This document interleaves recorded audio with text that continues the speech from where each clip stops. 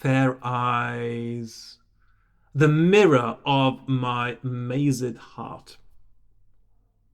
What wondrous virtue is contained in you, the which both life and death forth from you dart into the object of your mighty view.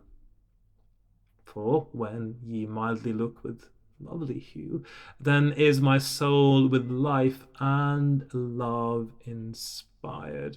But when ye loure or look on me askew, then do I die as one with lightning fired.